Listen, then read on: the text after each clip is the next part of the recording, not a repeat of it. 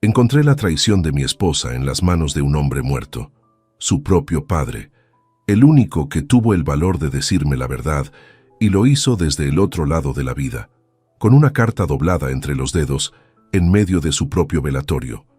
Antes de continuar, suscríbete y activa la campanita, porque cada día publicamos nuevas historias. Deja tu like y cuéntanos en los comentarios desde qué ciudad y país nos ves. Me llamo Carlos Medina Serrano. Tengo 52 años. Soy arquitecto civil senior con estudio propio en Valencia y estuve casado con Lucía Navarro Pedraza durante 26 años. O al menos eso creía yo. Lo que realmente ocurrió durante esos 26 años es algo que tardé demasiado tiempo en descubrir y no lo habría descubierto jamás de no ser por un hombre que decidió que su última voluntad no sería una herencia ni un funeral digno, sino la verdad, su verdad, la que llevaba cargando en silencio durante 3 años mientras su corazón se apagaba poco a poco. Era un martes de octubre, uno de esos martes grises que tiene Valencia en otoño, con el aire húmedo pegado a la ropa y ese cielo bajo que parece que va a caer en cualquier momento. Alfredo Navarro Quintero, mi suegro, había muerto esa mañana a las 6:15 en su habitación, rodeado de Rosa, su mujer, y de Lucía. Yo llegué 20 minutos después, cuando el médico ya estaba firmando los papeles. Lo vi en la cama, con esa expresión tranquila de quien lleva meses despidiéndose en silencio de todo. Alfredo tenía 74 años y una insuficiencia cardíaca terminal que le habían diagnosticado 8 meses antes. Lo sabíamos todos. Él lo sabía mejor que nadie y lo había asumido con la misma calma callada con que había asumido todo en su vida. Era electricista de oficio, 40 años trabajando con las manos, un hombre de pocas palabras y mucha dignidad. Desde el primer día que entré en su familia, me trató con un respeto que siempre me pareció sincero, diferente a la cortesía forzada que a veces se instala entre un suegro y un yerno. Con los años, llegué a entender que ese respeto venía de algo más profundo. Esa tarde en el velatorio empecé a comprender de qué se trataba. El velatorio fue en la funeraria Serena Luz, en el barrio de Benimaclet, aquella misma tarde. La sala olía a flores blancas y a ese desinfectante institucional que tienen todos los velatorios, ese olor que te sitúa antes de que la cabeza termine de procesar dónde estás y por qué. Había unas 30 personas, vecinos de toda la vida, amigos de Alfredo del taller, algunos primos de Lucía que yo apenas conocía de vista. Rosa estaba en primera fila con un pañuelo en la mano y los ojos hinchados. Lucía a su lado le sostenía la mano y hablaba en voz baja con una prima que había llegado desde Murcia esa misma tarde. Me moví entre la gente despacio, estrechando manos, recibiendo los pésames de rigor, asintiendo con la cabeza cuando tocaba. Llevaba la corbata demasiado apretada y los zapatos que siempre me rozan en el talón izquierdo, y estaba pensando en eso, en la pequeña molestia del zapato, cuando me acerqué al féretro para despedirme de Alfredo por última vez. Estaba con traje azul marino. Rosa me dijo después que era el que él más le gustaba, el mismo que usó en la boda de su sobrino 3 años atrás. Tenía las manos cruzadas sobre el pecho, y fue en ese momento exacto cuando me incliné levemente para verle la cara por última vez cuando lo vi. Entre el índice y el pulgar de su mano derecha asomaba un papel doblado, pequeño, casi invisible si no te fijabas con atención. Pero yo me fijé porque en la parte de afuera, escrito con una letra apretada y temblorosa pero completamente deliberada, había un nombre, mi nombre, Carlos, no el de Lucía, no el de Rosa, el mío. Me quedé paralizado durante lo que debieron ser 3 o 4 segundos, aunque me parecieron bastante más. Nadie me miraba. Con un movimiento que intenté hacer lo más natural posible, deslicé el papel entre mis dedos y lo guardé en el bolsillo interior de la chaqueta. Era fino, de cuaderno, doblado en 4 partes. Cabía perfectamente en la palma de la mano. Estuve otros 40 minutos en el velatorio, 40 minutos respondiendo condolencias, bebiendo un café que no sabía a nada, con aquella carta quemándome el pecho como si tuviera calor propio. No la toqué, no la volví a mirar, pero no pensé en otra cosa ni un solo segundo. Cuando calculé que podía ausentarme sin llamar la atención, me excusé con una mujer mayor que me hablaba del huerto de Alfredo y caminé hacia el pasillo. El baño estaba al fondo. Entré, cerré el pestillo y me quedé de pie frente al lavabo durante unos segundos mirándome en el espejo. La cara de siempre, 52 años, entradas pronunciadas, las primeras líneas profundas alrededor de los ojos, la cara de un hombre que creía conocer su propia vida. Saqué el papel del bolsillo. Mis manos temblaban, no de manera exagerada, sino con ese temblor pequeño y constante que aparece cuando el cuerpo sabe algo que la mente todavía se niega a aceptar. Desdoblé el papel con cuidado. La letra era de Alfredo, inconfundible, apretada, con la inclinación hacia la derecha que yo había visto en decenas de notas que me había dejado en la puerta del garaje a lo largo de los años, pero más temblorosa. La letra de alguien que escribió esto con esfuerzo físico real.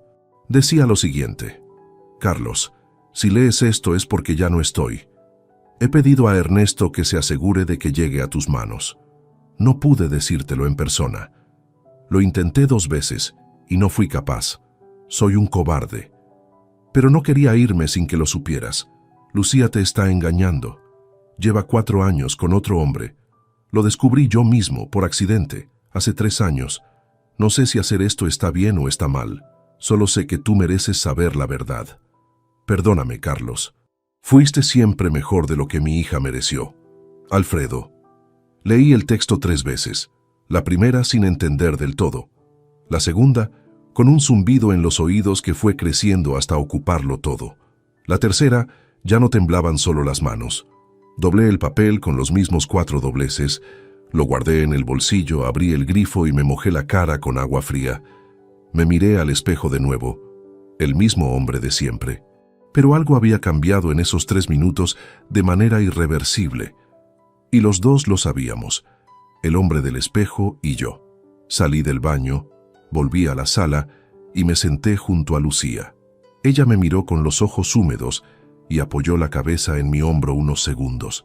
Yo miraba el féretro de Alfredo y le decía en silencio lo único que podía decirle, que había recibido su mensaje, que no iba a desperdiciar lo que tanto le había costado entregarme. Volví a casa aquella noche en el coche de Lucía, sentado en el asiento del copiloto, mientras ella conducía con los ojos todavía enrojecidos y la radio apagada. Observé su perfil durante varios kilómetros. La mandíbula firme, la mano izquierda sobre el volante, el gesto concentrado de quien lleva el peso del día encima. 26 años mirando esa cara, 26 años creyendo que la conocía como se conoce el camino de vuelta a casa, sin necesidad de pensar en cada curva. Esa noche no dormí. Lucía se quedó dormida pasada la medianoche, agotada por el duelo y los trámites y las llamadas interminables de parientes.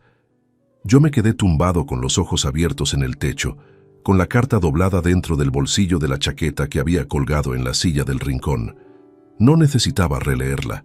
Cada palabra ya estaba grabada en algún lugar donde la memoria no pide permiso para reproducirlas.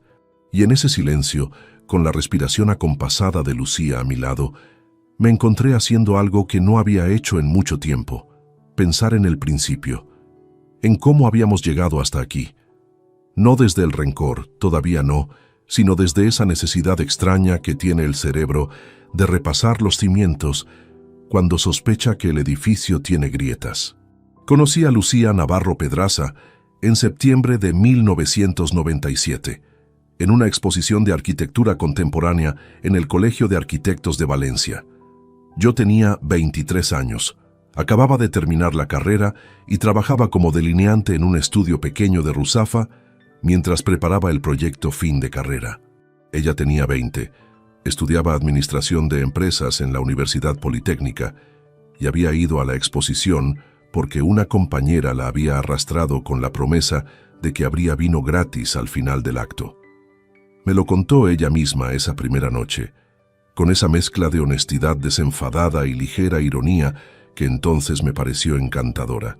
Estuvimos hablando casi 2 horas apoyados en la barra de un bar cercano al que acabamos yendo cuando se terminó el vino prometido. Hablamos de arquitectura, de Valencia, de las ciudades que nos gustaría conocer, de los planes que uno tiene a los 20 años, cuando todavía cree que el mundo tiene forma de oportunidad. Me gustó su manera de escuchar, la forma en que miraba cuando pensaba una respuesta antes de darla. Me pareció una persona seria, detrás de la ligereza aparente. Nos casamos en junio del año 2001, después de casi 4 años de noviazgo y 6 meses de convivencia en un piso alquilado en el barrio de l'Eixample. La boda fue sencilla, en la parroquia de San Nicolás, con unos 80 invitados y una cena en un restaurante de la Alameda. Alfredo me estrechó la mano antes de la ceremonia, con una firmeza que decía más que cualquier discurso. Rosa lloró durante toda la misa. Yo estaba nervioso, pero convencido, completamente convencido. Alejandro nació en marzo de 2003, parto complicado, 31 horas de trabajo y al final cesárea de urgencia. Recuerdo que estuve en el pasillo del hospital durante horas con un café en la mano que se enfrió sin que yo lo bebiera, escuchando cada sonido que venía detrás de esa puerta. Cuando la enfermera salió y me dijo que los dos estaban bien, tuve que apoyarme en la pared. No de alivio, sino porque las piernas simplemente dejaron de sostenerme. Esos primeros años fueron buenos. No perfectos, que los años perfectos no existen, pero sí sólidos. Yo trabajaba en un estudio ajeno todavía, acumulando experiencia y clientes propios de manera lateral, ahorrando con la disciplina metódica de quien viene de una familia sin herencias. Lucía trabajó en una gestoría hasta que Alejandro cumplió 3 años y entonces decidió quedarse en casa, decisión que tomamos juntos y que yo sostuve sin condiciones porque era lo que ambos queríamos para el niño. En 2007 abrí Medina Arquitectura, mi propio estudio, en un local de la calle Colón. Fueron 2 años de trabajo salvaje, de llegar a casa cuando Alejandro ya dormía, de fines de semana frente al ordenador, de conversaciones con Lucía que duraban 10 minutos, porque yo siempre tenía algo pendiente en la cabeza. No lo voy a disfrazar. Estaba construyendo algo y lo estaba haciendo a un coste que en aquel momento no calculé bien. El estudio funcionó, no de golpe, sino de la manera en que funcionan las cosas reales. Despacio, con tropiezos, con un cliente difícil que casi me arruina en 2009 y con 3 proyectos institucionales que me dieron credibilidad a partir de 2011. En 2014 compramos el piso donde vivíamos hasta hace poco, en el barrio de Pla del Real. 140 metros, 5ª planta, terraza orientada al sur. Lo elegimos juntos, pero lo pagué yo durante años con el trabajo del estudio. Y en todo ese recorrido, debo reconocerlo porque sería fácil omitirlo, y no pienso hacerlo. Hubo periodos en que fui un marido presente en los papeles y ausente en los hechos. El cumpleaños de Alejandro que no llegué a tiempo porque tenía una reunión en Madrid. Las vacaciones de verano de 2015 en que respondí correos desde la tumbona durante 4 días seguidos hasta que Lucía me pidió, con una calma que ahora entiendo diferente, que guardara el teléfono. La noche de Año Nuevo de 2016, en que me quedé dormido en el sofá a las 11 de la noche, porque llevaba 3 semanas trabajando 12 horas diarias. No me estoy absolviendo. Estoy siendo exacto, que es lo único que sé hacer bien.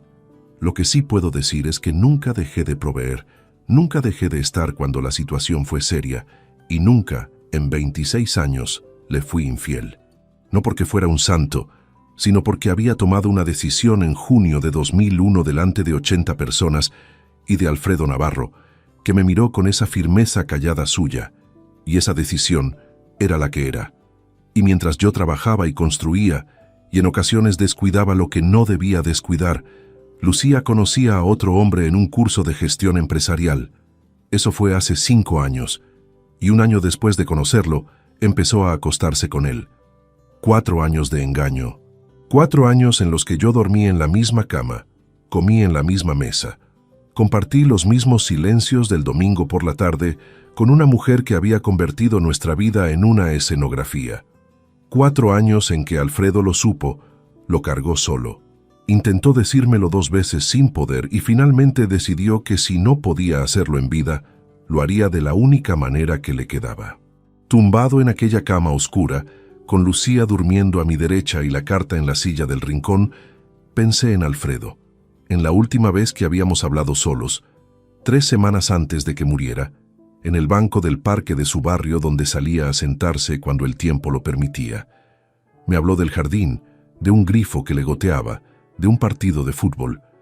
Me miró varias veces de una manera que yo interpreté como la mirada de un hombre que sabe que le queda poco tiempo y mide cada cosa. Ahora entendía qué era lo que quería decirme y no pudo. No le fallé yo. Le fallé al no ver lo que estaba delante. Pero eso iba a cambiar. A partir de aquella noche, todo iba a cambiar.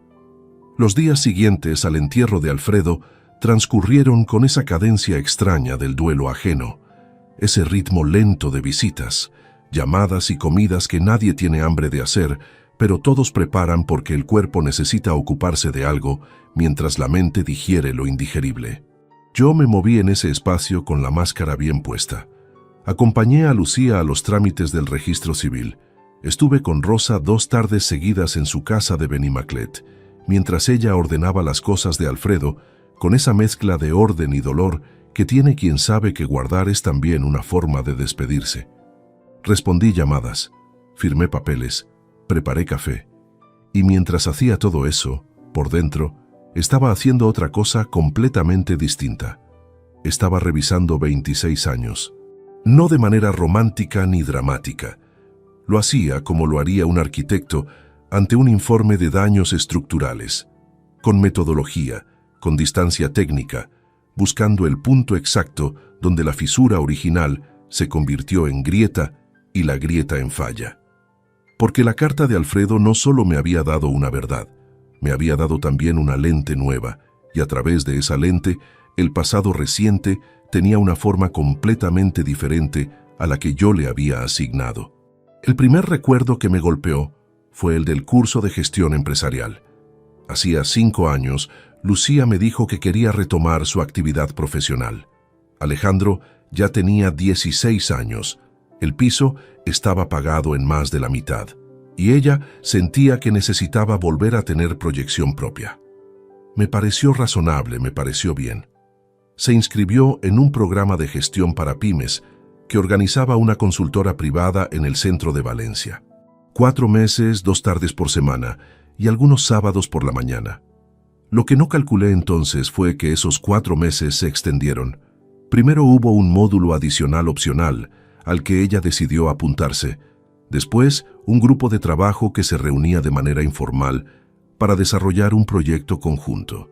Después, contactos profesionales que derivaron en almuerzos, en reuniones, en una red de conocidos que yo nunca terminé de conocer bien porque Lucía los mencionaba de pasada, con la naturalidad de quien habla de algo irrelevante. Yo escuchaba, asentía y seguía con lo mío.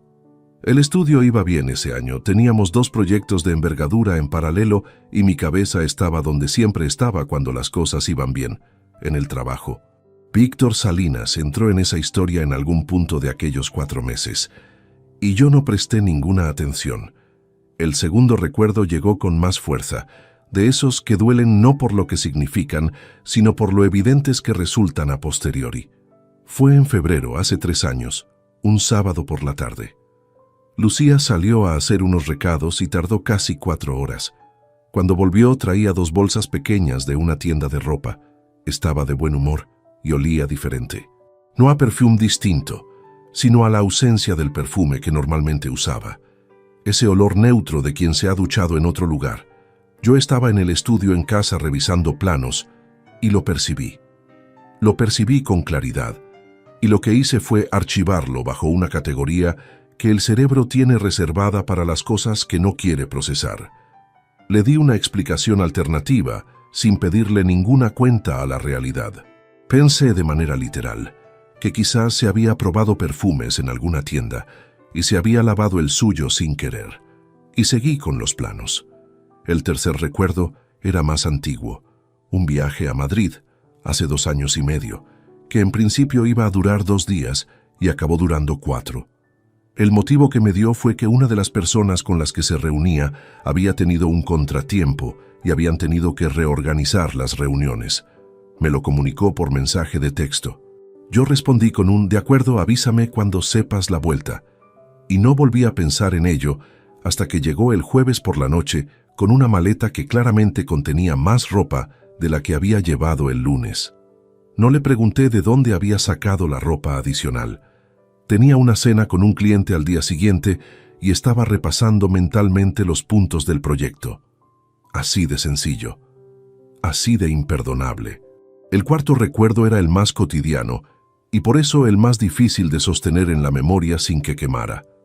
Durante casi un año, entre 2 años y 3 años atrás, Lucía había desarrollado el hábito de levantarse de la cama cuando sonaba el teléfono, independientemente de la hora. Al principio no lo noté. Después lo noté, pero lo interpreté como un gesto considerado. Pensé que no quería despertarme con la vibración. En una ocasión, un domingo por la mañana temprano, me desperté cuando ella salía de la habitación con el teléfono en la mano y escuché su voz al fondo del pasillo, baja y rápida, unos 3 minutos. Cuando volvió y le pregunté quién era, me dijo, Rosa, que le había dado una de sus jaquecas. Yo cerré los ojos y seguí durmiendo. Rosa me confirmó semanas después, en una conversación que vino a cuento de otro tema, que ella nunca llamaba antes de las 10 de la mañana porque sabía que nosotros dormíamos hasta tarde los domingos. El quinto recuerdo fue el que más me costó recordar, no porque fuera el más grave, sino porque era el más íntimo. Hacía aproximadamente 18 meses, después de una cena tranquila en casa, Lucía y yo habíamos tenido una de esas discusiones pequeñas que no se originan en nada concreto, sino en la acumulación silenciosa de distancia. Ella me dijo algo que en ese momento interpreté como frustración pasajera. A veces siento que vivo con alguien que me ve sin mirarme.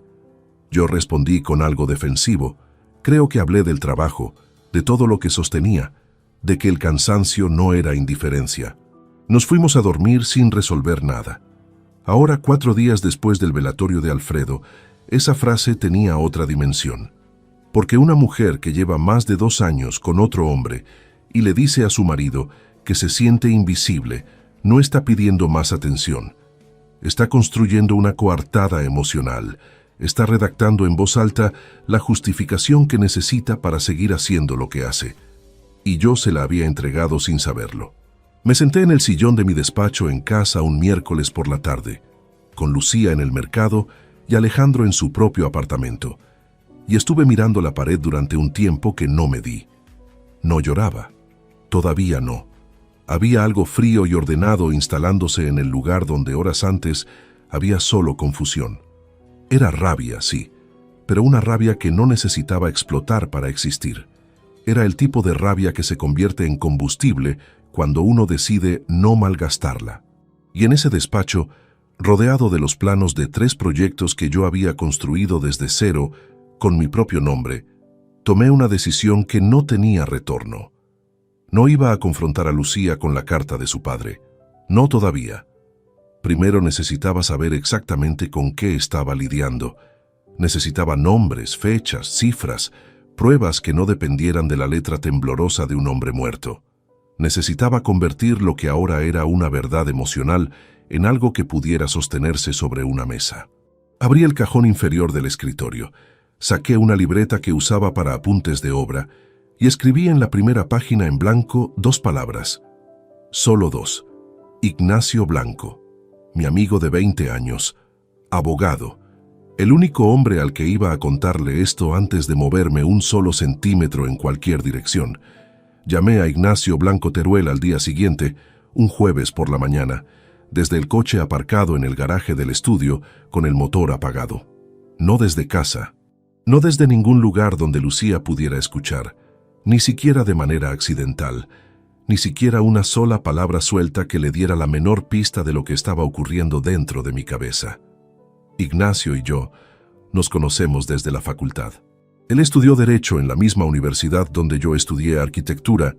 Vivíamos en el mismo edificio de pisos de estudiantes en el barrio del Carmen, y nos hicimos amigos de esa manera densa y sin protocolo que solo ocurre cuando 2 personas se encuentran en el momento exacto en que todavía están formándose. Tiene 54 años, Despacho propio en la calle Cirilo Amorós. Especialidad en Derecho Civil y de Familia. Y es el hombre más metódico que conozco después de mí mismo. Cuando descolgó el teléfono y escuchó mi tono, no me preguntó qué pasaba. Me preguntó dónde estaba y si podía hablar. Le dije que estaba solo y empecé a contarle. Tardé casi 20 minutos. No porque la historia fuera complicada de narrar, sino porque me detuve varias veces.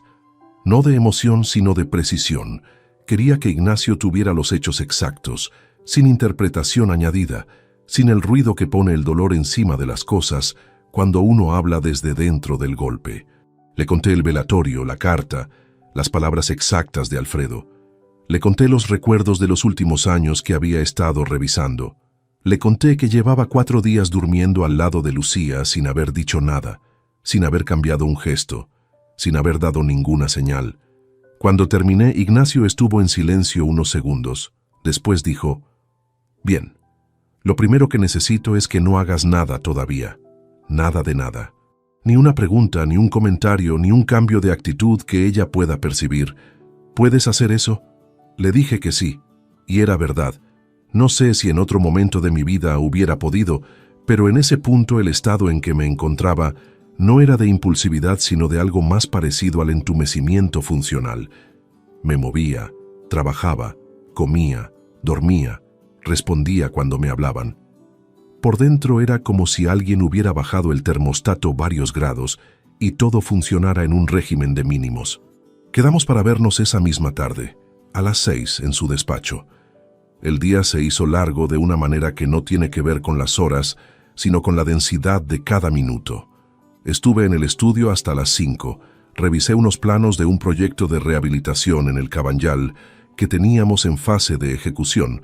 Respondí 2 correos. Hablé con mi aparejadora sobre un problema de humedades en la planta baja. Todo normal. Todo exactamente igual que cualquier otro jueves de los últimos años. Esa capacidad de funcionar en paralelo, de mantener la superficie intacta mientras por debajo ocurre algo completamente distinto, me sorprendió a mí mismo. No sé si era fortaleza o disociación. Probablemente las 2 cosas. A las 6 en punto, estaba en el despacho de Ignacio.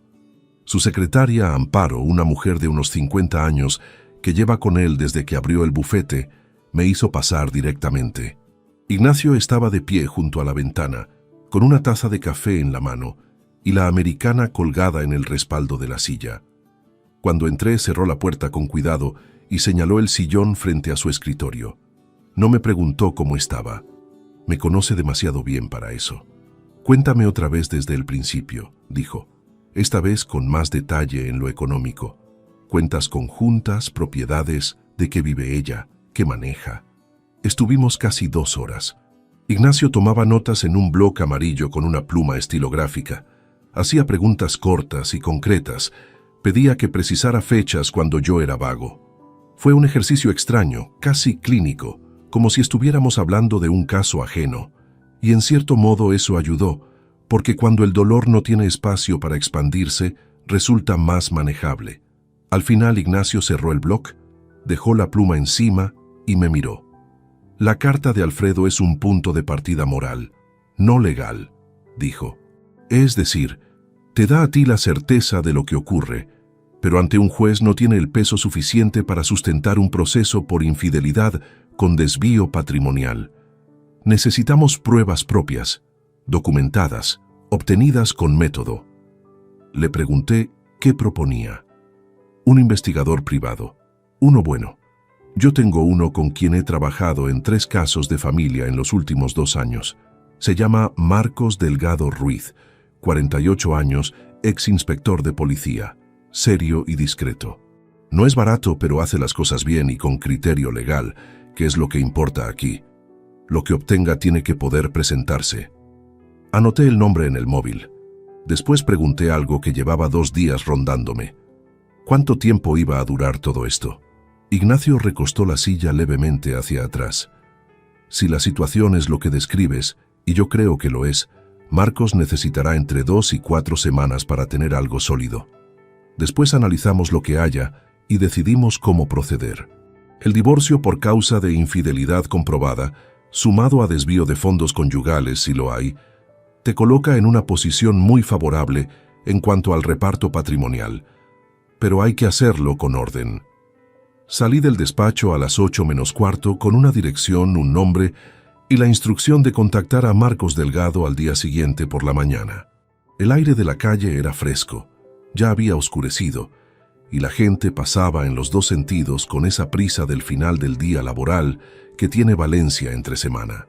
Yo me quedé un momento en la acera sin moverme.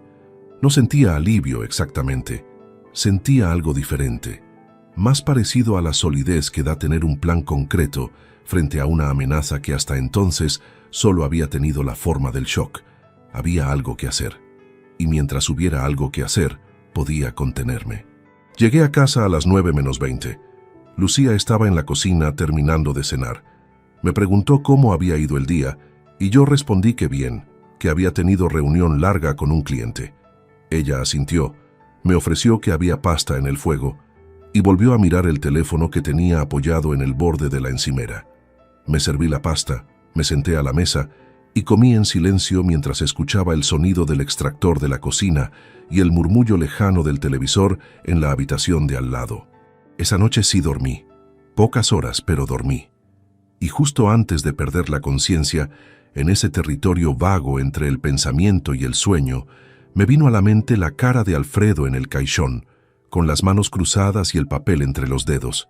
Y le dije en silencio lo mismo que le había dicho la tarde del velatorio, solo que esta vez con más convicción, que lo había recibido, que no iba a desperdiciarlo. Contacté a Marcos Delgado Ruiz el viernes por la mañana, siguiendo las instrucciones de Ignacio. Lo llamé desde el mismo garaje del estudio, con el mismo ritual de precaución que ya se estaba convirtiendo en hábito. Motor apagado, puerta cerrada, voz baja, aunque no hubiera nadie a menos de 40 metros. Marcos descolgó al segundo tono. Voz tranquila, sin prisa, del tipo de personas que no necesitan llenar los silencios con palabras de relleno.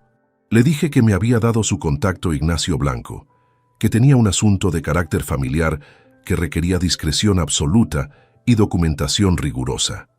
Me respondió que podíamos vernos esa misma tarde si mi agenda lo permitía, sin preguntas adicionales, sin el tono vagamente teatral que uno asocia a ciertos oficios, simplemente un hombre que hace su trabajo. Nos vimos a las 5 de la tarde en una cafetería de la Avenida del Puerto, lejos del centro, lejos de cualquier lugar donde Lucía o alguien de nuestro entorno pudiera cruzarse con nosotros por casualidad. Marcos Delgado tenía 48 años, constitución compacta, pelo canoso cortado muy corto y unos ojos grises que daban la sensación de estar catalogando todo lo que entraba en su campo visual sin ningún esfuerzo aparente. Vestía de manera completamente anónima. Era exactamente el tipo de persona a quien uno mira y olvida en 30 segundos, lo cual en su profesión no era un defecto, sino probablemente la herramienta más valiosa que tenía. Le puse sobre la mesa lo que tenía: la carta de Alfredo, los recuerdos que había reinterpretado, el nombre de Víctor Salinas que aparecía mencionado de manera tangencial en los archivos del curso de gestión que Lucía había conservado en una carpeta de documentos compartida que ambos usábamos para facturas del hogar. Ese detalle lo había encontrado yo mismo 3 días antes, navegando por los archivos con la excusa de buscar una factura del seguro. El nombre completo, Víctor Salinas Fuentes, aparecía en una lista de participantes del programa junto al nombre de Lucía. No era una prueba de nada, pero era un punto de inicio. Marcos escuchó todo sin interrumpir. Tomó notas breves en una libreta pequeña de tapas negras y cuando terminé hizo 3 preguntas. Rutina semanal de Lucía, vehículo que usaba habitualmente y si tenía constancia de alguna cuenta bancaria personal a su nombre exclusivo además de las cuentas conjuntas del matrimonio. Le respondí lo que sabía. Para la tercera pregunta no tenía respuesta segura, y eso en sí mismo ya era información. Acordamos sus honorarios, 1.200 euros por las primeras 2 semanas de trabajo, con un informe parcial al final de la primera semana y el informe completo al cierre. Si la investigación requería extenderse, lo hablaríamos en ese momento con los resultados sobre la mesa. Le entregué un sobre con 600 euros en efectivo como anticipo, tal como había acordado previamente con Ignacio. Marcos lo guardó sin contarlo. Me dio una tarjeta con un número de teléfono escrito a mano al dorso, diferente al que yo había llamado por la mañana. Me explicó que ese era el número exclusivo para nuestro caso y que cualquier comunicación debía hacerse únicamente por ahí. Salí de aquella cafetería con la sensación precisa de haber cruzado una línea. No de manera dramática, sino de la manera en que uno cruza las líneas reales, un paso delante del otro, sin que el momento en sí tenga ninguna solemnidad particular. La primera semana fue la más difícil, no por lo que descubrí, sino por lo que tuve que sostener sin desmoronarme. Vivir en la misma casa que Lucía, con toda aquella maquinaria, funcionando en silencio, requería una concentración que al final del día me dejaba agotado de una manera que no tenía nada que ver con el trabajo. Era el agotamiento específico de quien interpreta un papel durante 16 horas seguidas. Cenas normales. Conversaciones sobre los trámites pendientes del inventario de Alfredo. Una tarde en que Lucía se apoyó en mi hombro viendo una película y yo mantuve el brazo quieto sin tensarlo, respirando de manera regular, mirando la pantalla sin ver nada. El informe parcial de Marcos llegó al final de la primera semana, un jueves, en formato de documento adjunto, enviado desde una dirección de correo que no contenía ningún nombre ni identificación reconocible. Lo abrí en el ordenador del despacho del estudio, con la puerta cerrada con llave. 4 páginas, fotografías incluidas. Víctor Salinas Fuentes, 46 años, gerente comercial en una empresa distribuidora de materiales de construcción con sede en el polígono industrial de Paterna. Casado con 2 hijos. Vehículo propio, un berlina gris oscuro. Marcos había documentado 3 encuentros en esa primera semana. 2 martes y un jueves, siempre en horario de tarde. El primer martes, aparcamiento de un centro comercial en Torrent. 40 minutos dentro del vehículo de Víctor. El jueves, un restaurante en las afueras de Manises, 2 horas y cuarto. El segundo martes, el más explícito, entrada al hotel Alamar en Burjasot a las 16 horas y 4 minutos, salida de Lucía a las 18 horas y 51 minutos, salida de Víctor 20 minutos después. Las fotografías eran nítidas y sin ninguna ambigüedad posible. Me quedé mirando esas imágenes durante un tiempo que no medí, no con la intención de torturarme, sino porque el cerebro necesita en ciertos momentos confrontar la realidad tangible para terminar de creer lo que ya sabe desde hace días, pero que todavía conserva una capa de incredulidad protectora. Esa capa se disolvió en algún punto de esos minutos mirando las fotografías. Llamé a Marcos y le pedí que continuara, que ampliara también a los movimientos financieros de Lucía en la medida en que fuera posible por vía legal, y que rastreara si había algún patrón de transferencias desde las cuentas conjuntas hacia alguna cuenta que él pudiera identificar. Marcos me preguntó si tenía acceso a los extractos bancarios conjuntos. Le dije que sí, que ambos teníamos acceso online a esas cuentas y que yo podía descargar el histórico sin levantar ninguna sospecha, porque era algo que hacía con regularidad por motivos fiscales del estudio. Esa noche descargué los extractos de los últimos 4 años. Necesité 2 horas para identificar el patrón, pero una vez que lo vi, no pude dejar de verlo. Transferencias periódicas desde la cuenta corriente conjunta hacia una cuenta cuyos 4 últimos dígitos aparecían en los movimientos, pero cuya titularidad yo no conocía.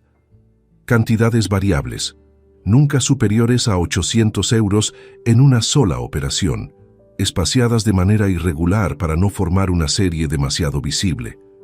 En algunos meses no había ninguna, en otros 2 o 3. Sumadas a lo largo de 47 meses, el total ascendía a 42.300 euros. 42.300 euros extraídos de manera quirúrgica de nuestra economía común durante casi 4 años. Guardé los extractos en una carpeta cifrada en el ordenador del estudio, imprimí una copia que guardé en el mismo cajón donde tenía la carta de Alfredo y me quedé sentado en el silencio del despacho con las manos planas sobre el escritorio. La traición sentimental era una herida. Los 42.000 euros eran otra cosa. Eran la prueba de que lo que había ocurrido no era solo una debilidad humana ni una crisis de pareja mal gestionada. Era una decisión sostenida en el tiempo, fría, calculada, financiada con el dinero que yo había ganado levantándome a las 7 de la mañana durante 2 décadas. Cuando Ignacio recibió esa información al día siguiente, su respuesta fue breve y directa. Ahora sí tenemos un caso. Fue Ignacio quien lo sugirió primero, y lo hizo de manera lateral, casi como un apunte técnico dentro de una conversación más amplia sobre la estrategia legal. Estábamos repasando el informe completo de Marcos, ya con las 4 semanas de trabajo cerradas, cuando Ignacio pausó y dijo: «Una cosa más. En casos como este, con una relación de 4 años de duración dentro de un entorno familiar cercano, es estadísticamente muy improbable que nadie del círculo inmediato lo ignorara por completo». No dijo el nombre de Alejandro. No hizo falta. Me quedé quieto unos segundos. Era una posibilidad que había cruzado por mi cabeza de manera fugaz en algún momento de las semanas anteriores, pero que yo mismo había desplazado hacia un costado con la misma mecánica con que uno aparta un pensamiento demasiado incómodo para sostenerlo. Porque hay traiciones que uno puede metabolizar dentro de cierta lógica del dolor, por más que duelan. Y hay otras que pertenecen a una categoría diferente, donde el daño no es solo emocional, sino algo más parecido a una alteración permanente de la manera en que uno entiende el mundo. Le dije a Ignacio que se lo encargara a Marcos, que investigara también las comunicaciones entre Alejandro y Lucía en el período reciente, con el mismo rigor, con el mismo método, con la misma documentación. Marcos tardó 11 días en entregarme esa parte del informe. Alejandro Medina Navarro tenía 24 años y vivía en un apartamento en el barrio de Ruzafa, cuyo alquiler yo pagaba íntegramente, 780 euros mensuales. Estudiaba un máster en gestión urbanística en la Universidad Politécnica, matrícula que yo financiaba. Conducía un coche que yo había asegurado a mi nombre desde que él tenía el carnet. Era, en términos materiales, un hombre joven cuya independencia aparente descansaba completamente sobre una base que su padre había construido y sostenía sin ruido ni reclamación. Lo que Marcos documentó fue lo siguiente. 18 meses antes de la muerte de Alfredo, Alejandro había enviado a Lucía una serie de mensajes que el investigador pudo recuperar de manera indirecta a través del análisis de metadatos en conversaciones que Lucía había tenido desde un dispositivo secundario que ella usaba ocasionalmente. No voy a entrar en los detalles técnicos del método porque lo que importa no es el cómo, sino el qué.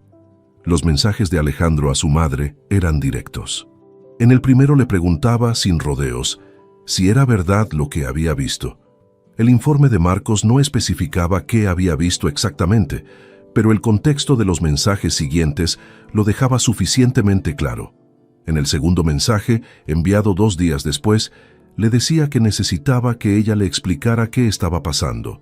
En el tercero, recibida la respuesta de Lucía que el informe describía como extensa y de tono conciliador, Alejandro escribía: «De acuerdo, no voy a decir nada, pero tienes que solucionarlo». 3 mensajes, 18 meses de silencio a continuación. Tienes que solucionarlo. No, esto está mal. No, voy a hablar con papá. No, no puedo ser parte de esto. Tienes que solucionarlo. Como si el problema no fuera la traición, sino el riesgo de que alguien se enterara. Como si el daño que yo estaba recibiendo cada día de esos 18 meses fuera un asunto de logística doméstica que su madre debía gestionar con más eficiencia. Leí ese fragmento del informe 4 veces, no porque no lo entendiera, sino porque cada vez que llegaba a esa frase necesitaba un momento antes de continuar. Pensé en las veces que Alejandro había venido a cenar a casa durante esos 18 meses.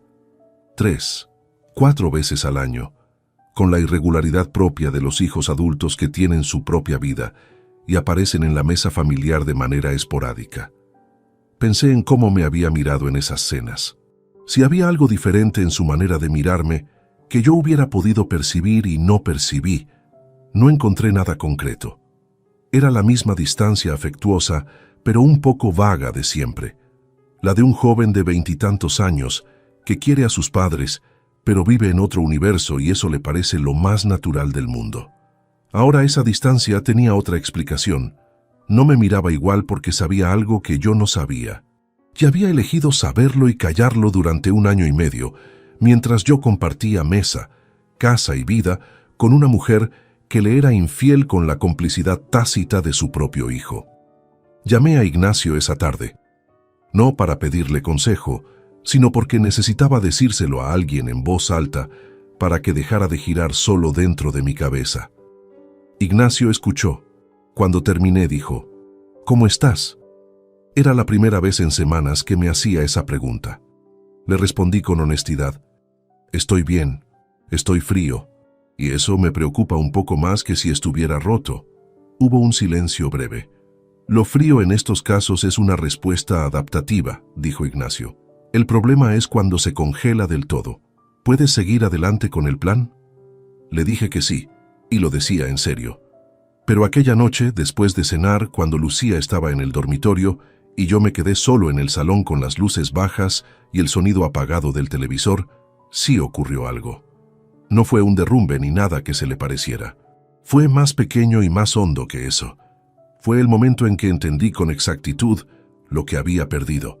Y no me refiero al matrimonio ni al dinero, ni siquiera a los 26 años que de repente tenían una lectura diferente. Me refiero a la imagen que yo tenía de mi hijo. Alejandro había sido el argumento más sólido de todos los años de trabajo excesivo y presencia insuficiente. Cuando llegaba tarde a casa y Lucía estaba ya dormida, cuando me perdía un cumpleaños, o una cena de colegio, o una tarde de domingo que debería haber sido mía y no lo fue, me decía que todo aquello tenía sentido porque había un niño que crecía con seguridad, con recursos, con un padre que construía algo para él. No era una justificación perfecta, pero era la que tenía. Esa noche en el salón oscuro entendí que ese argumento también se había roto, y que Alejandro no era el niño de esa historia. Era un hombre de 24 años que había tomado una decisión adulta con consecuencias adultas, y que tendría que asumir que las decisiones de ese tipo tienen un precio que se paga. No con gritos, no con reproches en una llamada de teléfono a medianoche, con la misma frialdad metódica con que yo estaba gestionando todo lo demás. Guardé el informe de Marcos en la misma carpeta cifrada, donde tenían los extractos bancarios y las fotografías. Apagué el ordenador, me levanté del sofá y fui a la cocina a beber un vaso de agua. Afuera llovía, uno de esos aguaceros cortos y densos que tiene Valencia en noviembre, con el ruido del agua en el cristal de la ventana y el reflejo de las farolas en el asfalto mojado de la calle. Me quedé mirándolo un momento con el vaso en la mano. Tenía 2 traiciones documentadas, un abogado con un caso sólido, un investigador con un dossier completo y la paciencia suficiente para esperar el momento exacto. Lo único que quedaba por decidir era cuándo. Ignacio tenía una manera particular de trabajar que yo había observado durante 20 años de amistad sin nunca necesitar apreciarla desde tan cerca. Separaba los asuntos en capas, como si cada problema fuera un plano de construcción con distintos niveles superpuestos, que debían analizarse por separado antes de entenderse como conjunto. Cuando nos sentamos a diseñar la estrategia completa, un lunes por la mañana a puerta cerrada en su despacho, lo primero que hizo fue sacar 4 folios en blanco y escribir un encabezado diferente en cada uno. El primero decía patrimonio, el segundo, pruebas, el tercero, procedimiento, el cuarto, que dejó a un lado con cierta deliberación, Alejandro. Empezamos por el primero, dijo. El análisis patrimonial fue el más técnico y también el que más me sorprendió. No por su complejidad, sino por la solidez de mi posición, que era bastante mejor de lo que yo mismo habría estimado de manera intuitiva. Medina Arquitectura estaba constituida como sociedad limitada con un único socio, yo. el local de la calle Colón, el equipamiento, la cartera de clientes, los proyectos en curso, todo bajo mi titularidad exclusiva. El piso de Pla del Real, 140 metros donde vivíamos, figuraba en el registro de la propiedad a nombre de ambos cónyuges al 50%, comprado durante el matrimonio en régimen de gananciales.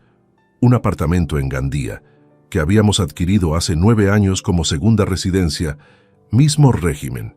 Una cuenta de inversiones en un fondo de renta fija, abierta a mi nombre exclusivo antes del matrimonio y mantenida de manera independiente, con un saldo actual de 87.000 euros.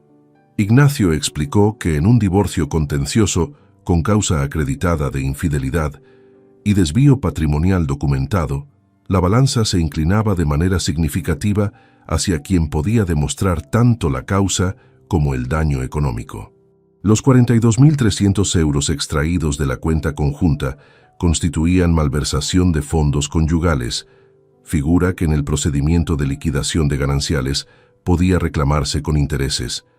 La cuenta de inversiones, al ser anterior al matrimonio, quedaba completamente fuera del reparto. El estudio, al estar constituido como sociedad independiente, requería valoración pericial, pero permanecía bajo mi control operativo en todo caso. ¿Qué quieres conservar con prioridad absoluta?, me preguntó Ignacio. No tardé en responder: el estudio y el apartamento de Gandía. El piso de Pla del Real lo había convertido en símbolo de algo que ya no existía, y no tenía ningún interés emocional en conservarlo. Que se vendiera en la liquidación y se repartiera lo que correspondiera. Ignacio anotó eso en el primer folio con la pluma y lo subrayó 2 veces. Pasamos al segundo folio. Las pruebas que teníamos eran, según Ignacio, más que suficientes para sostener un procedimiento contencioso. El informe de Marcos con las fotografías y los registros de hotel cubría la infidelidad con solidez documental. Los extractos bancarios con el análisis del patrón de transferencias cubrían el desvío económico. La carta de Alfredo, si bien no tenía valor probatorio directo en términos estrictos, sí podía incorporarse como documento de referencia en la narrativa del caso, especialmente dado su carácter testamentario informal.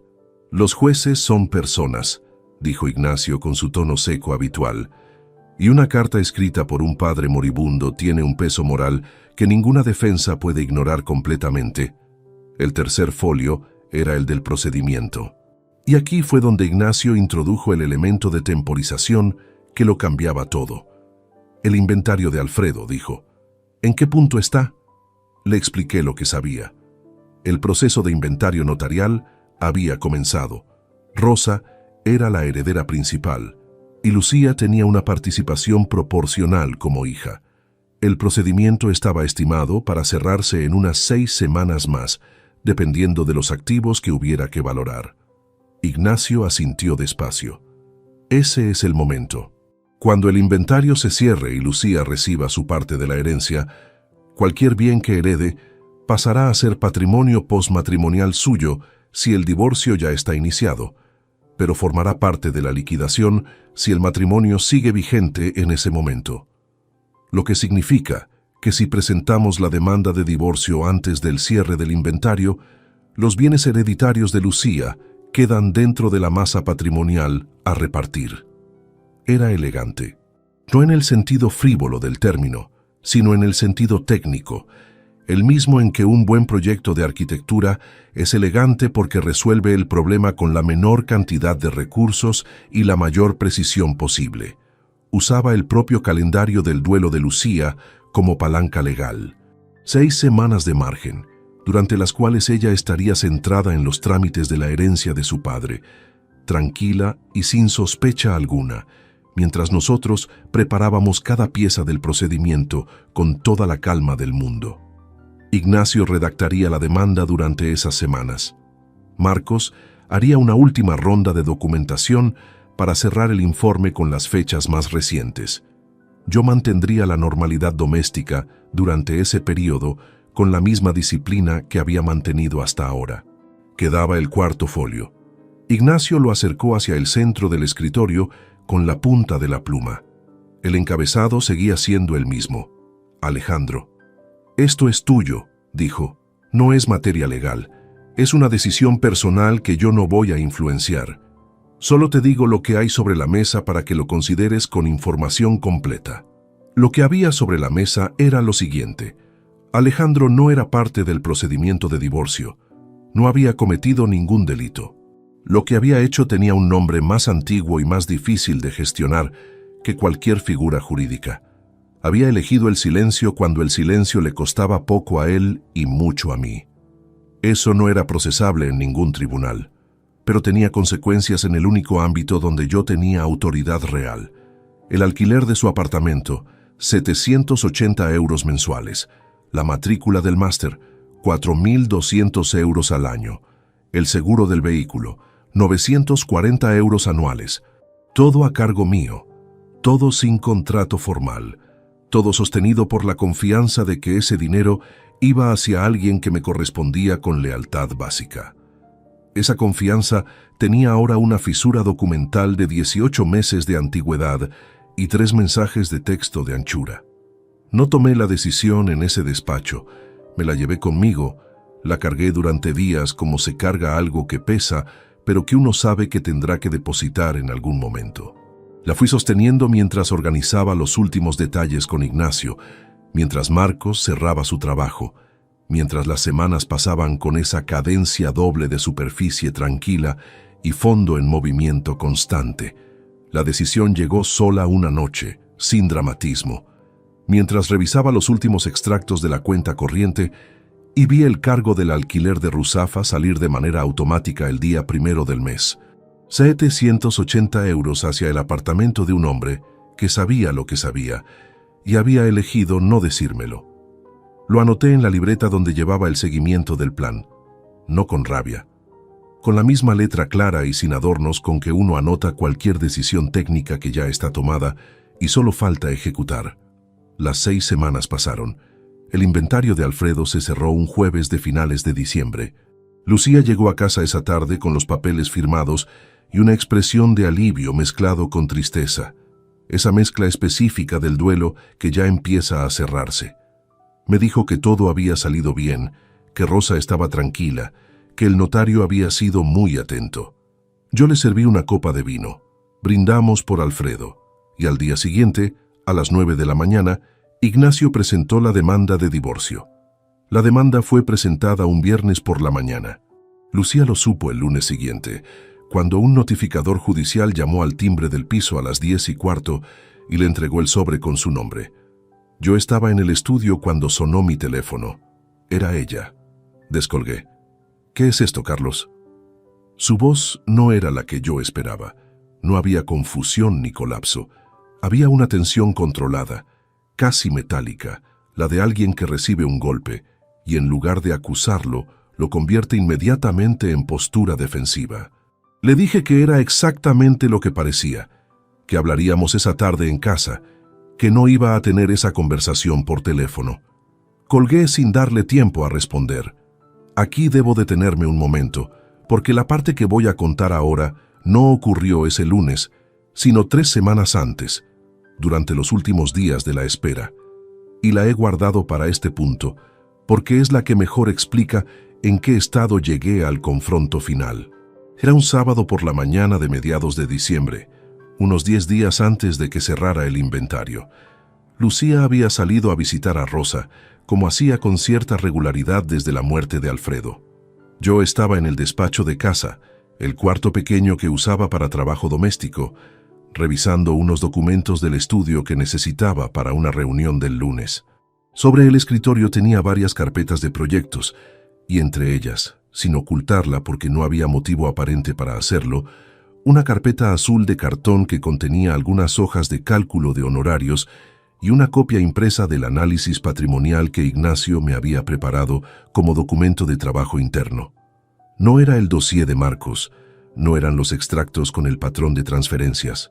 Era un documento técnico sobre valoración de activos que, para alguien que no supiera exactamente qué estaba buscando, podría parecer simplemente papeleo profesional, pero tenía el membrete del despacho de Ignacio en el encabezado y en el margen superior derecho de la primera página, escrita con mi letra, Una anotación que decía: liquidación de gananciales, prioridades. Esas 3 palabras. Escuché la llave en la puerta a las 12:20. Lucía había vuelto antes de lo habitual porque Rosa había tenido un mareo leve y ella no quería quedarse demasiado tiempo. Entró en el pasillo, dejó el bolso en la consola de siempre y asomó la cabeza por la puerta entreabierta del despacho. ¿Sigues con lo tuyo? Sí, casi termino.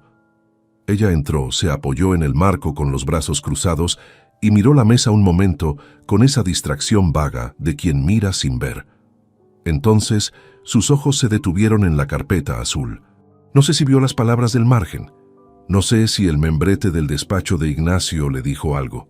Lo que sí noté fue que su mirada se quedó sobre esa carpeta aproximadamente 1 segundo más de lo normal. Solo 1 segundo. Pero 1 segundo puede ser mucho cuando uno lleva semanas midiendo cada milímetro del comportamiento ajeno. ¿Qué es eso?, preguntó. Tono neutro, casual.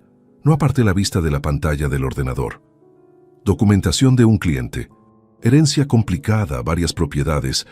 Estoy ayudando a Ignacio con la parte técnica de valoración inmobiliaria. Hice una pausa breve, del tipo de pausa que hace quien está concentrado y responde sin despegarse del todo de lo que estaba haciendo. Estos asuntos de familia siempre son un lío. Lucía miró la carpeta un instante más. Después dijo: «¡Qué pereza!», con ese tono de comentario sin destino, y salió del despacho hacia la cocina. Escuché el ruido del grifo, el sonido del vaso llenándose de agua, el abrir y cerrar del armario. Yo no me moví. Mantuve la vista en la pantalla durante los 30 segundos siguientes, con la misma expresión concentrada de antes, por si acaso se asomaba de nuevo. No lo hizo. Esperé 5 minutos. Después tomé la carpeta con calma. La metí dentro de un archivador más grueso entre otros documentos de obra y la dejé en el estante inferior de la librería sin ningún gesto que pudiera interpretarse como urgencia. Cuando salí del despacho, Lucía estaba en el salón leyendo con el teléfono en la mano. Levanté la vista hacia mí 1 segundo y volvió a la pantalla. Todo normal. Todo exactamente igual que siempre. Pero aquella noche no fui capaz de mantener el mismo régimen de funcionamiento que había sostenido durante semanas. No fue miedo a haber sido descubierto. La explicación había funcionado. Eso lo sabía. Fue algo diferente, más difícil de nombrar con precisión. Fue el instante en que comprendí, de manera visceral y no solo intelectual, que llevaba meses viviendo en una obra de teatro permanente donde el único que conocía el guión completo era yo. Que la mujer que estaba en el salón leyendo había construido también su propia versión de esa obra durante 4 años, con su propio guión, y que ambos habíamos estado actuando en el mismo escenario sin que ninguno de los dos supiera exactamente cuánto sabía el otro. Eso era lo que me quitó el sueño aquella noche.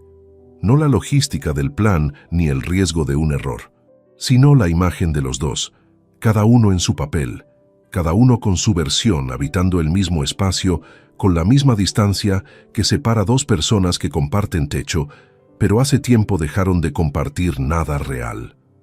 A las 2 de la madrugada me levanté con cuidado de no despertar a Lucía y fui al baño. Abrí el grifo del lavabo al mínimo, ese chorro fino que apenas hace ruido, y me quedé sentado en el borde de la bañera con la cabeza baja durante un tiempo que no medí. Ahí fue donde lloré. No de manera extensa ni convulsa.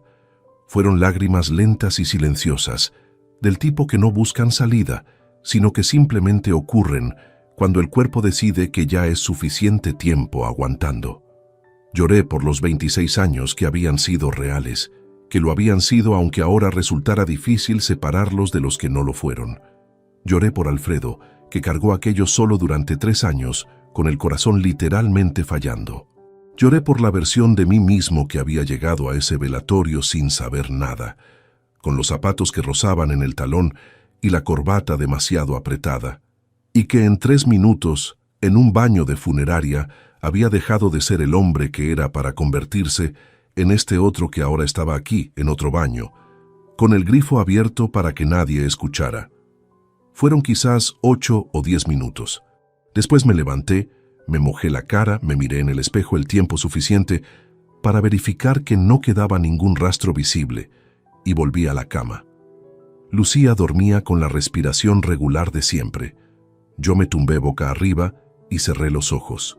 Al día siguiente me levanté a las 7. Preparé café y seguí con el plan. Esos 10 minutos en el borde de la bañera fueron los únicos que me permití. No porque no hubiera más dolor guardado, sino porque el dolor sin dirección es un lujo que en aquel punto no podía costearme.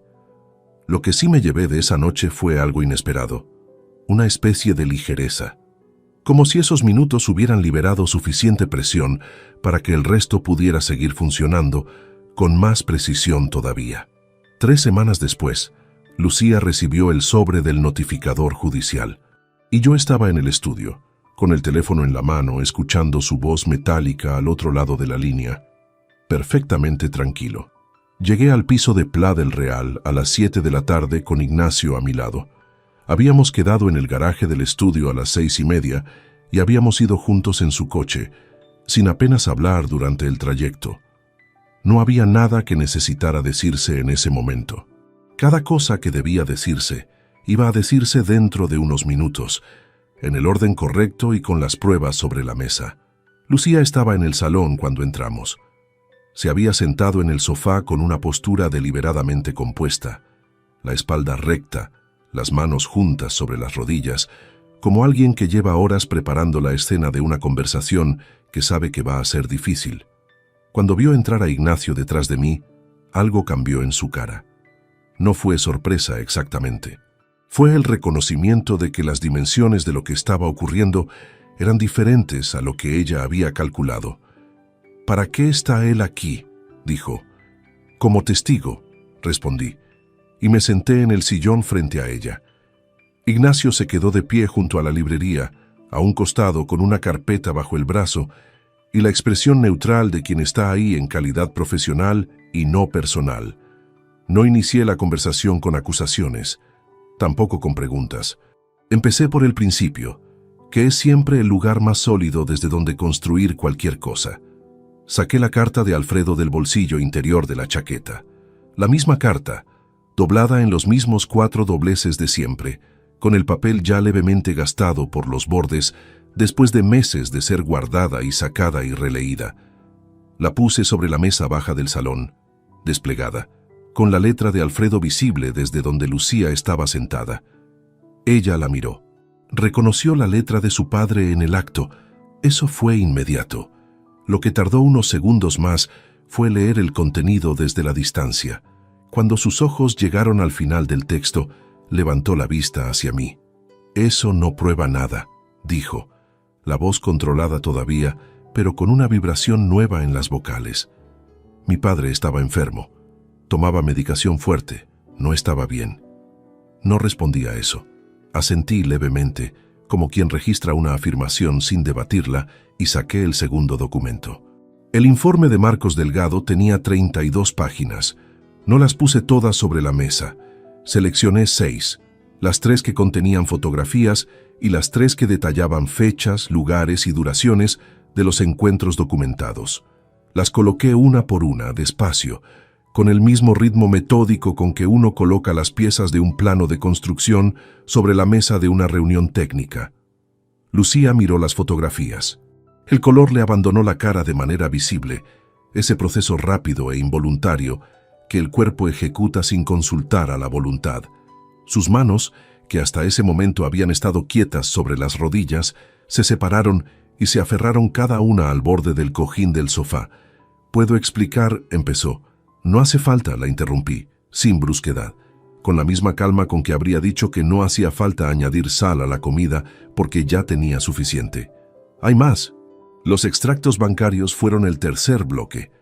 4 páginas con el patrón de transferencias marcado en amarillo por Ignacio durante la preparación del caso.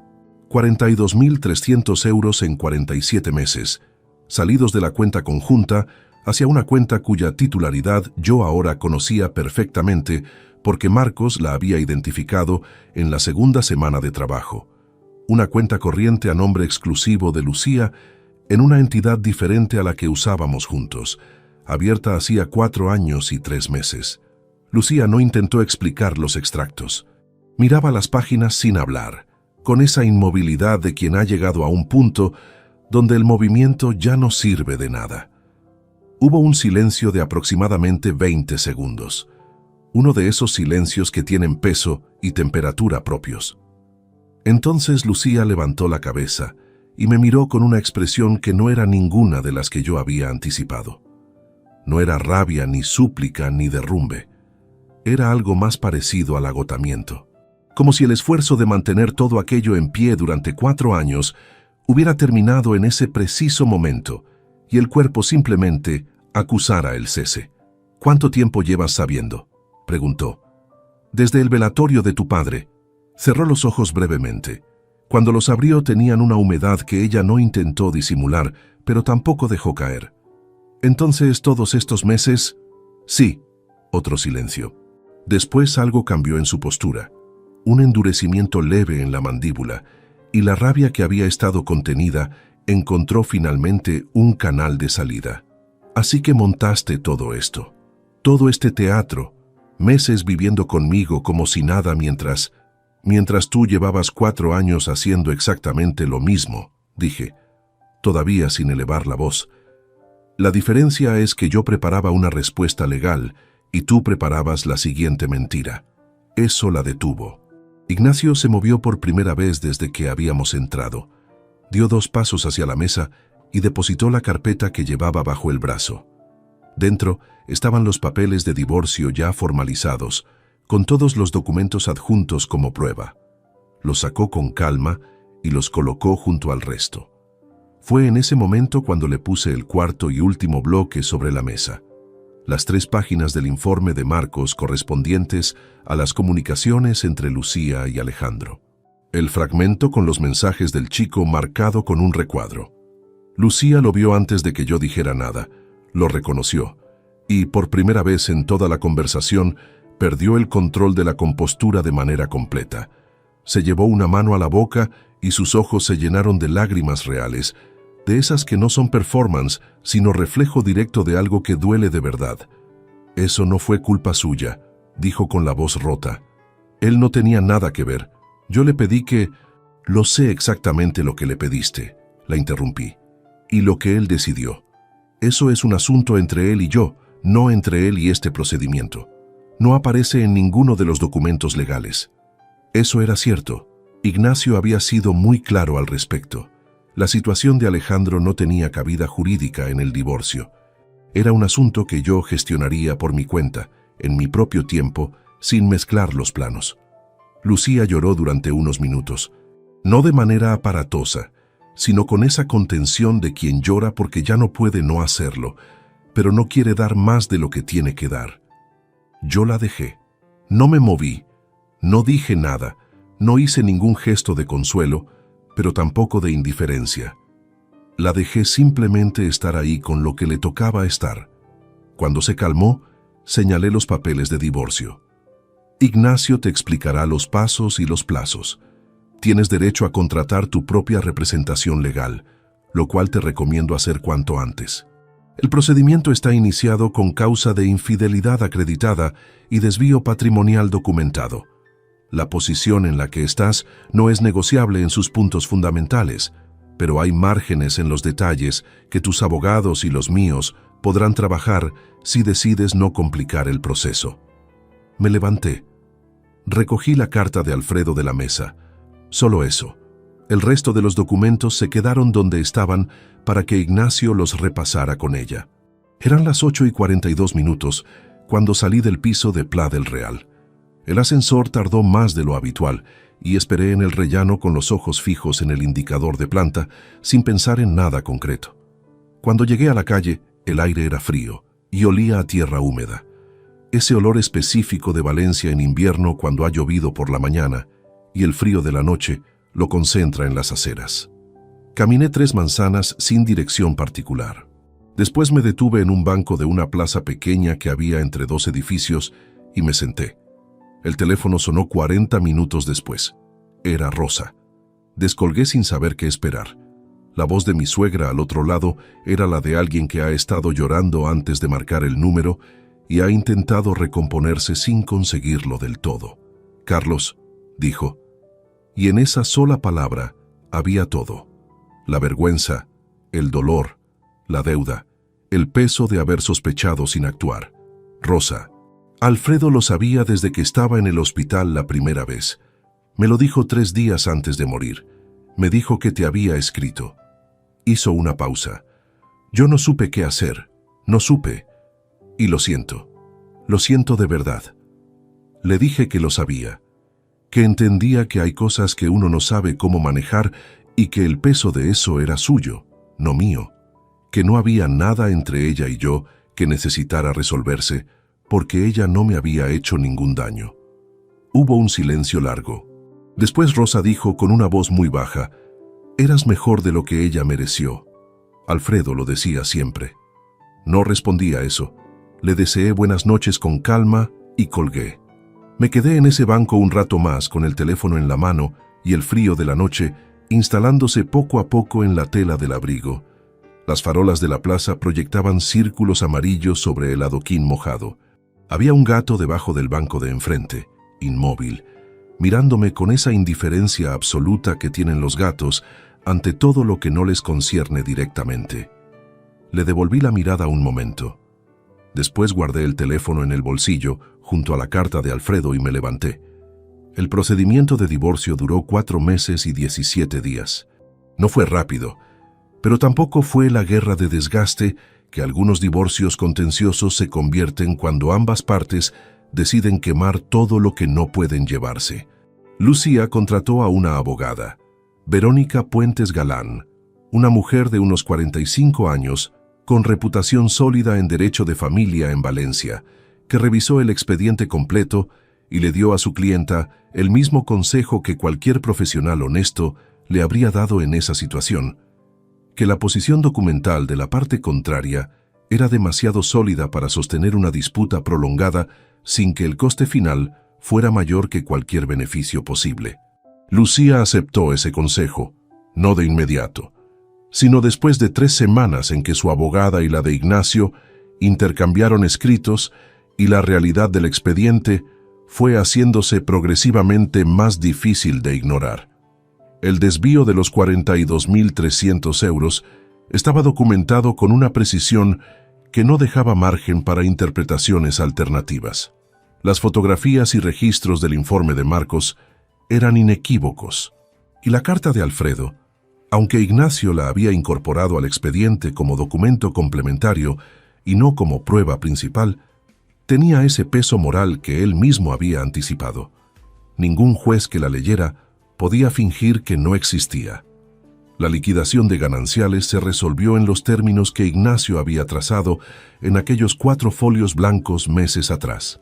El piso de Pla del Real se tasó en 420.000 euros y se acordó su venta en el plazo de 6 meses, con el reparto del resultado neto al 50%, una vez descontados los 42.300 euros que se compensaban íntegramente a mi favor como restitución del desvío patrimonial documentado. En términos prácticos, Lucía recibiría una cantidad sensiblemente inferior a la mitad del valor del inmueble. El apartamento de Gandía quedó bajo mi titularidad exclusiva como parte del acuerdo de compensación. La cuenta de inversiones, abierta antes del matrimonio, nunca entró en la ecuación. Medina Arquitectura continuó siendo lo que siempre había sido, mía. El día en que el juez dictó la resolución definitiva, Ignacio me llamó a las 12 del mediodía desde los juzgados. Estaba yo en el estudio, revisando los planos de una reforma que teníamos en fase de proyecto en el barrio del Carmen, cuando sonó el teléfono. Mi aparejadora, Sonia, estaba a mi lado señalando un detalle técnico en el plano cuando descolgué. Le pedí un momento con un gesto. Ella se retiró discretamente a su mesa y yo escuché a Ignacio darme los términos finales con su voz de siempre, seca y precisa. Cuando colgué me quedé mirando los planos sobre la mesa de luz sin verlos durante unos segundos. Sonia, que me conocía lo suficiente para saber cuándo no había que preguntar, siguió trabajando en silencio. Salí al pequeño patio interior del estudio, ese espacio de 3 metros por 2, con una maceta grande de una planta que nadie sabía cómo se llamaba, pero que llevaba ahí desde que yo había alquilado el local. El aire de la calle Colón entraba por encima del muro con ese ruido sordo del tráfico de mediodía. Me quedé de pie con los brazos cruzados y el teléfono todavía en la mano. No sentí euforia. Eso me sorprendió un momento, hasta que lo pensé mejor y dejó de sorprenderme. La euforia es la respuesta emocional a un resultado inesperado. Lo que había ocurrido ese día era la conclusión de un proceso que yo había diseñado con Ignacio pieza por pieza durante meses. No había sorpresa, había confirmación. Y la confirmación produce algo más parecido al asentamiento que a la celebración. Esa sensación de que el suelo vuelve a tener la consistencia que debe tener. Lucía abandonó el piso de Pla del Real 18 días después de la resolución.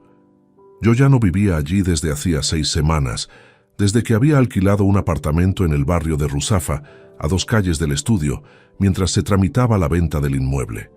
El día que ella recogió sus cosas, yo no estuve presente. No era necesario y tampoco habría sido útil para ninguno de los dos. Lo que ocurrió con Víctor Salinas Fuentes fue exactamente lo que Marcos había predicho en la última conversación que tuvimos antes de cerrar su trabajo.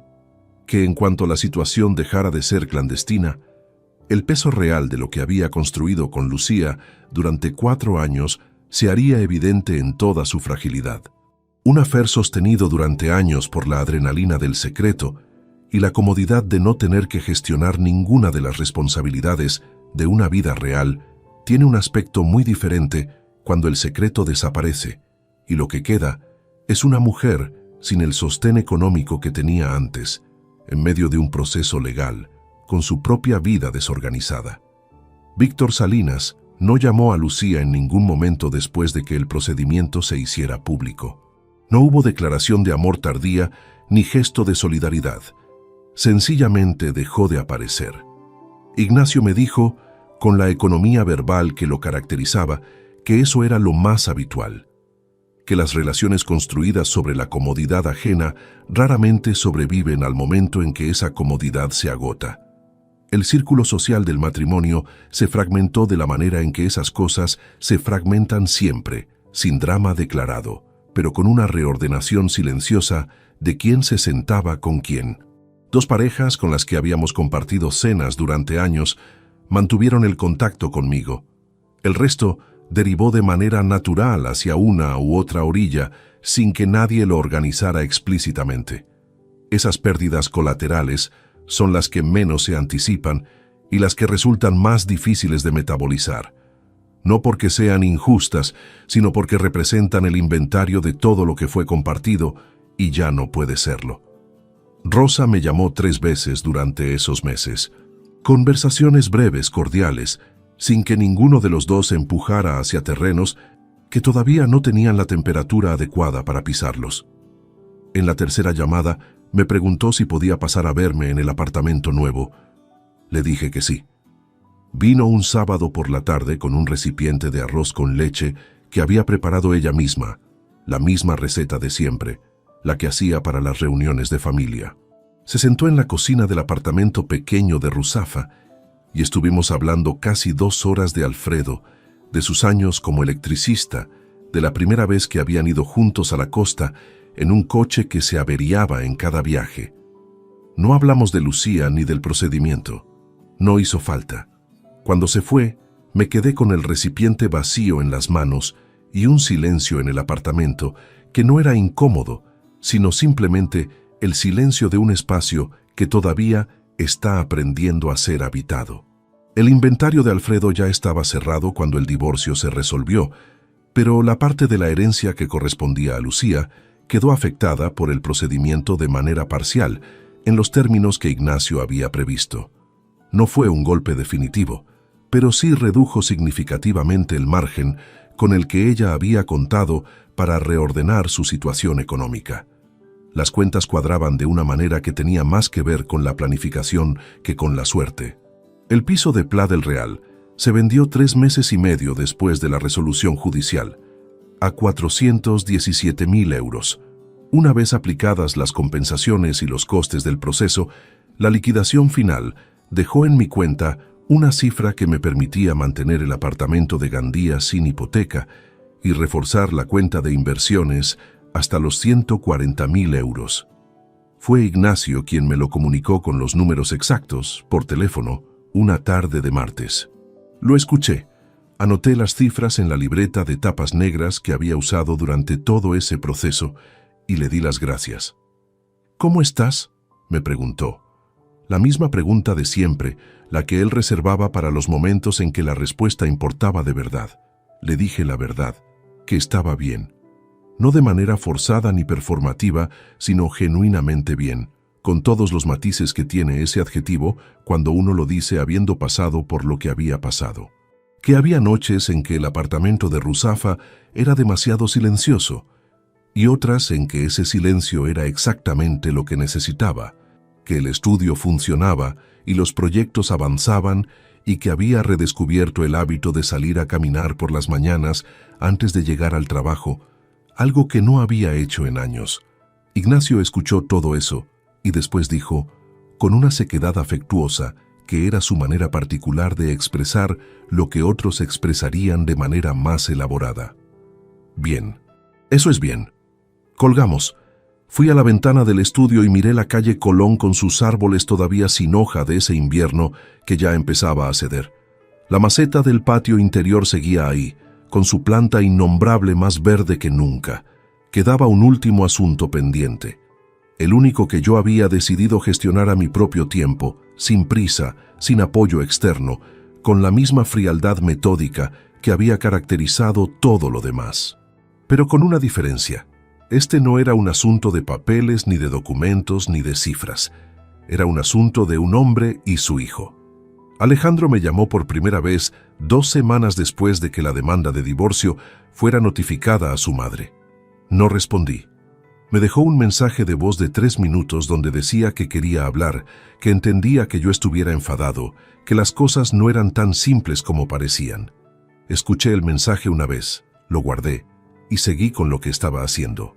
La segunda llamada fue 10 días después. Tampoco respondí.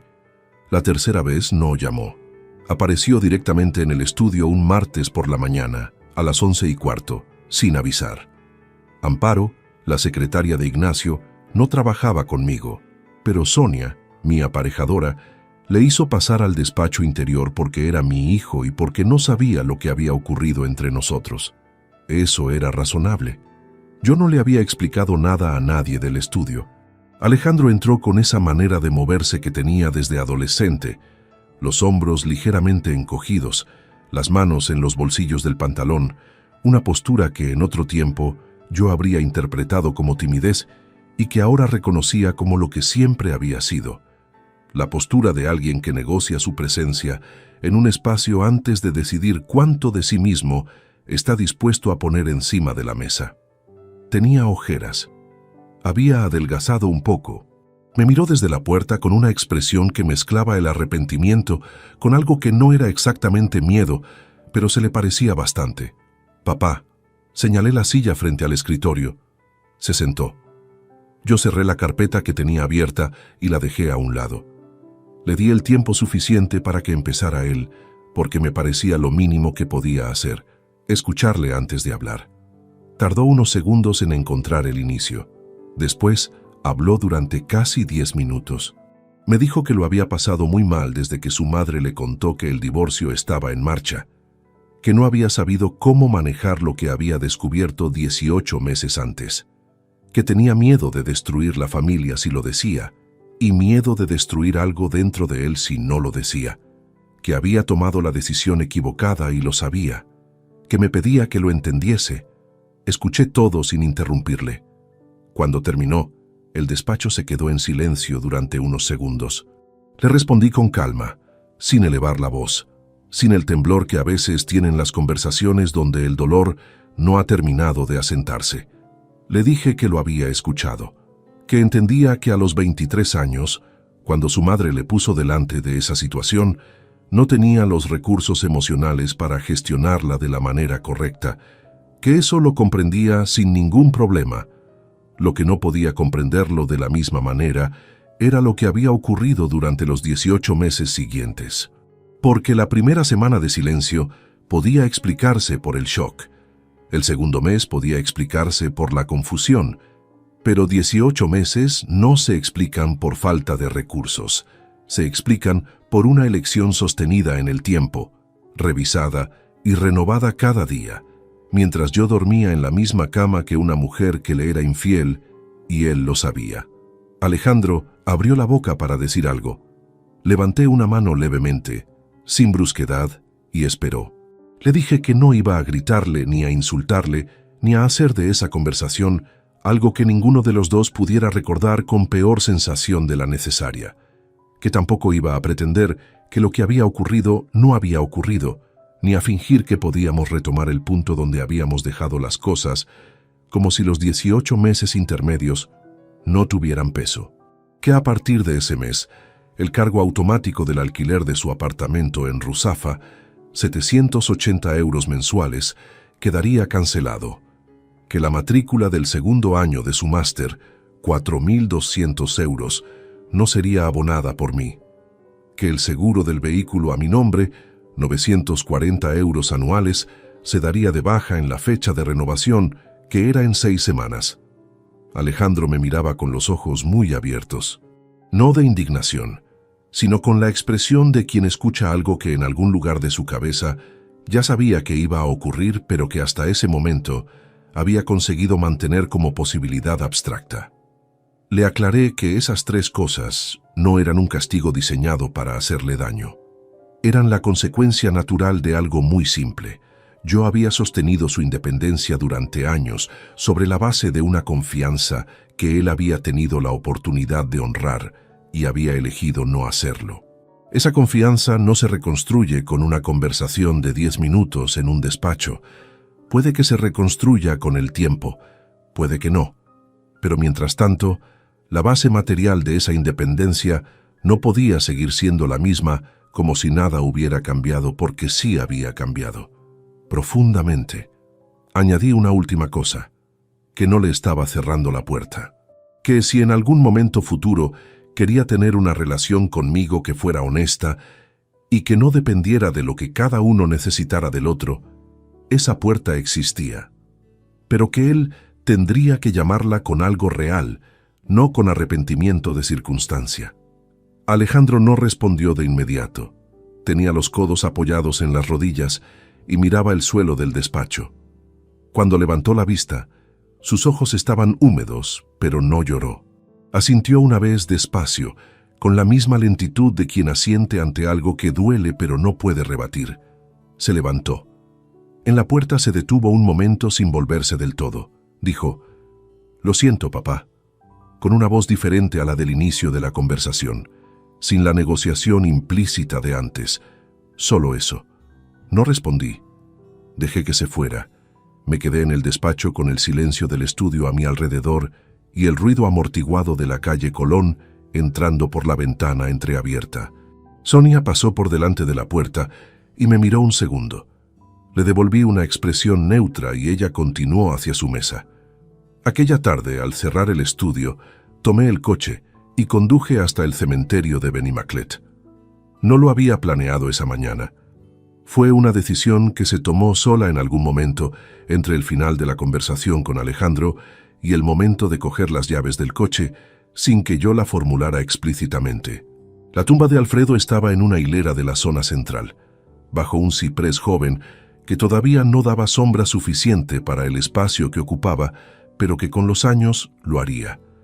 Había flores recientes, blancas, que debía haber traído Rosa en los días anteriores.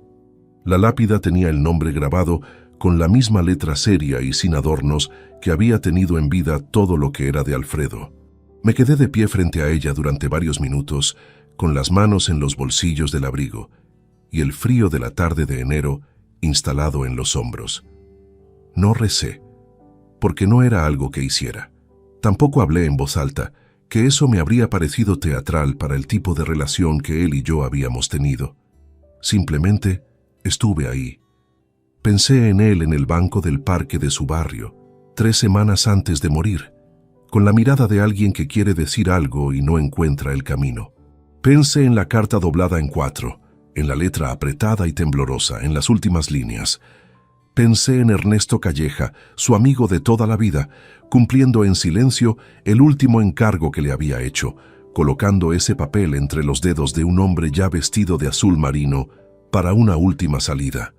Pensé en todo el peso que Alfredo había cargado solo durante 3 años para proteger algo que él tampoco podía proteger del todo, y en que al final había encontrado la única manera que tenía de entregármelo. No le fallé a Alfredo, lo recibí, hice lo que pude con ello, saqué la carta del bolsillo interior del abrigo por última vez. Estaba gastada por los bordes, el papel levemente amarillado por los meses de ser guardada y sacada y doblada y desdoblada. La sostuve un momento entre los dedos sin abrirla. Ya no necesitaba releerla. Cada palabra llevaba meses formando parte de algo que ya no era solo un texto, sino la estructura entera de lo que había ocurrido desde aquel martes de octubre en la funeraria de Benimaclet. La guardé de nuevo en el bolsillo. Me quedé un momento más. El ciprés joven se movía levemente con el aire frío de la tarde. Desde algún punto lejano del cementerio llegaba el sonido de unos pasos sobre la gravilla del camino central. Alguien que venía o se iba. No supe cuál de las dos cosas. Me despedí de Alfredo de la única manera que tenía sentido entre él y yo, en silencio, con la cabeza levemente inclinada, el gesto exacto con que él me había saludado la primera vez que entré en su casa, 26 años atrás. Volví al coche. Arranqué. Conduje hacia Ruzafa con las luces de Valencia encendiéndose una a una en el atardecer de enero, ese momento preciso en que la ciudad cambia de color sin que nadie lo ordene, simplemente porque ha llegado la hora. En el apartamento nuevo, sobre la mesa pequeña del salón dejé la carta de Alfredo. No escondida, no archivada, simplemente ahí, doblada en 4, con mi nombre visible en la parte de fuera. El único hombre de aquella familia que había tenido el valor de ser honesto merecía al menos eso, no ser guardado en un cajón. Si esta historia te ha gustado, apóyanos con un like, suscríbete al canal y déjanos tus opiniones en los comentarios. Para escuchar la siguiente historia, haz clic en la caja que aparece a la izquierda. Gracias por acompañarnos.